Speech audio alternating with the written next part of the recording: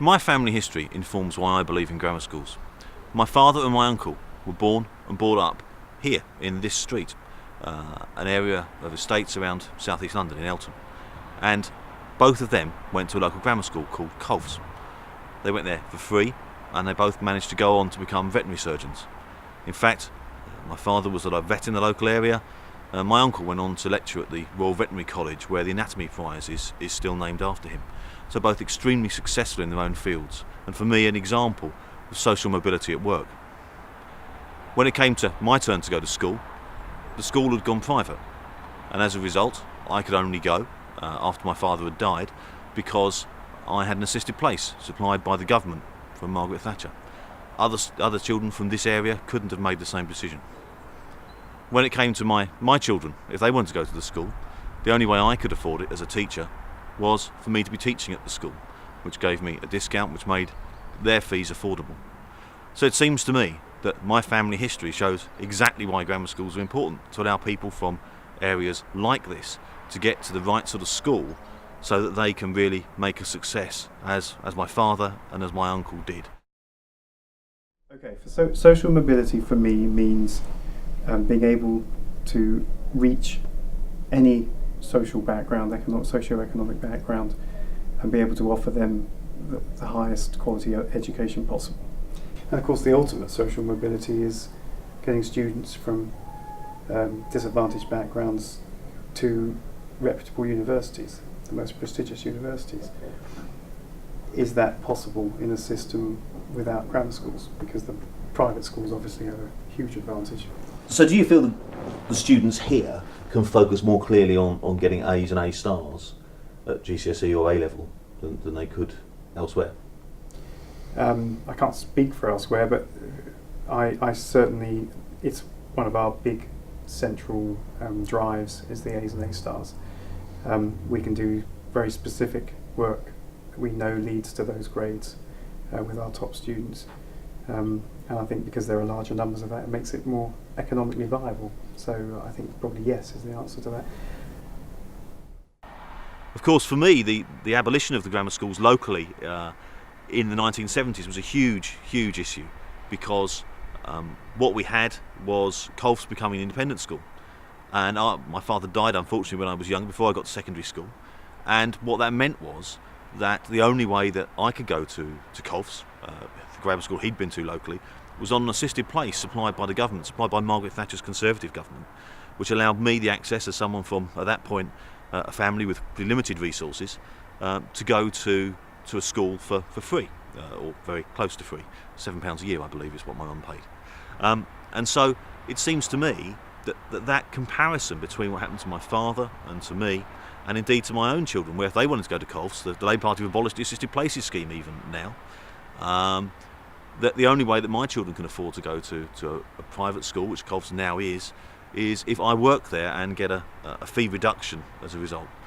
And so it really reflects why social mobility in this country is so limited by family history, because we've gone from a time where my father could go to a very good academic school for free if he wanted to a situation where really private schools, even in southeast London, represent the best opportunity to go forward.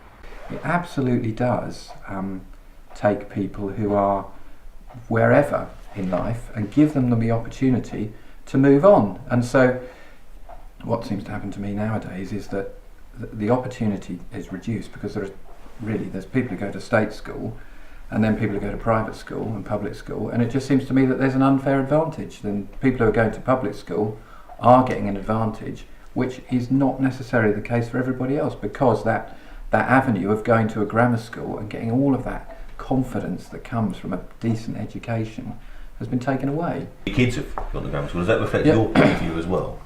Yeah, I can see where Dad's is coming from, because definitely that they encourage you a lot more. Like anyone, even if they're at a lower ability or the high ability, they mix you all around and they encourage you as much as you can. And I feel I'm applying to some of the top universities in the country, and I feel like I have a better chance now, because I know there's a lot of people that go to private schools, like saying, and state schools and stuff, and that they all go to all these top universities, and there's my friends that are applying to like Oxbridge and stuff, and I feel that they can make it in because they've had this opportunity from my school and they've been encouraged to get there.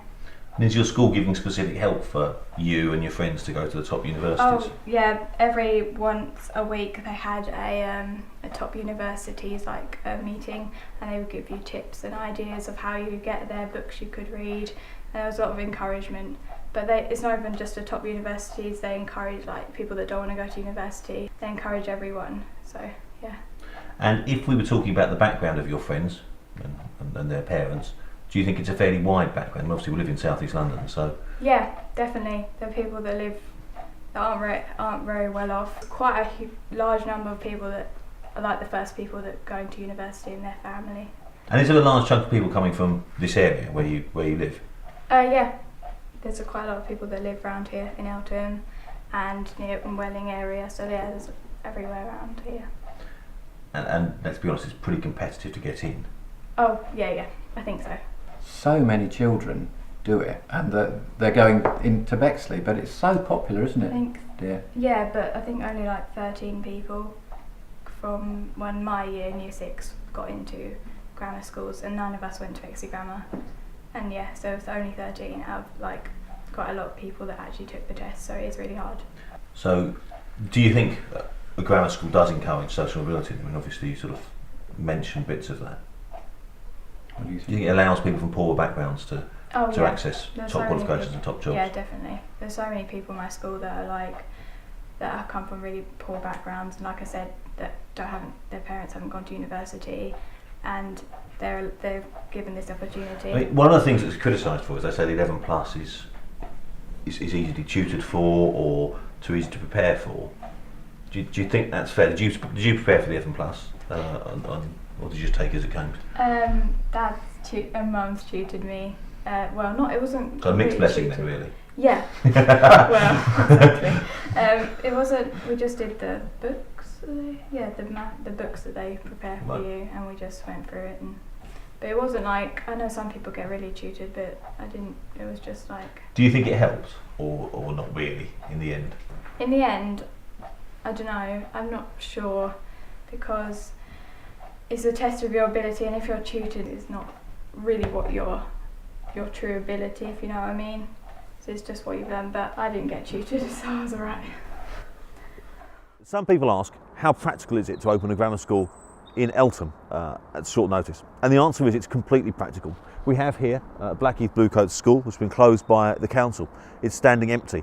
It could be opened in September with a brand new grammar school or an expanded grammar school from one of the existing ones in the nearby area. I can see no problems with this at all. So an objection to grammar schools is not that it's not practical to deliver in Eltham. The argument about grammar schools for me is really an argument about social mobility, about giving kids from the poorest background the chance to excel, the chance to do the best they possibly can. One of my students recently went for an interview at Cambridge, and she found herself in the interview room outside talking to one of the girls alongside her.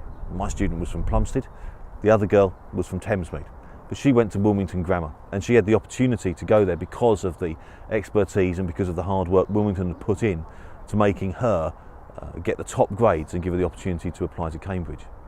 Now we've got to extend that opportunity. That's absolutely essential for people across the country, in my opinion, but in this case across South East London. The spot we're standing on now is Shooters Hill, and really it marks a dividing line.